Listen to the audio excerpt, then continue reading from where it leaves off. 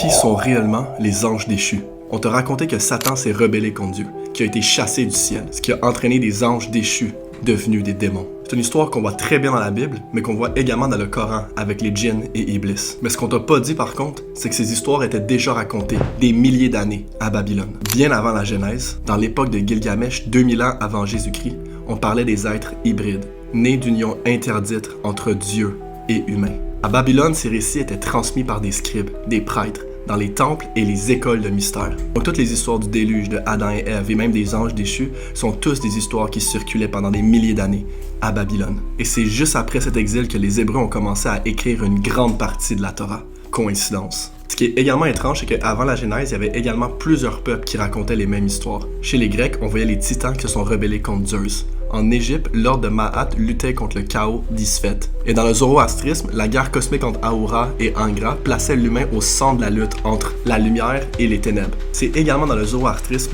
qu'on voyait l'entité des djinns qui hantaient les déserts. Mais ces histoires ne parlaient pas d'anges ou de monstres extérieurs qui sont venus sur Terre, mais elles parlaient de nous et de notre propre division intérieure, la tension entre l'obéissance aveugle et la quête d'une connaissance. Donc avant même que Lucifer arrive et commence à prendre forme dans des histoires bibliques, les histoires à Babylone parlaient plutôt en fait de l'obéissance aveugle. C'est donc à se poser une sérieuse question. Est-ce que Dieu a réellement fait tomber des anges devenus des démons? Ou est-ce que ces démons sont plutôt en fait des archétypes anciens qui parlent de notre propre dualité? Donc c'est à se poser si le vrai démon est plutôt celui qui a transformé les mythologies en un outil de peur afin de mieux contrôler l'histoire.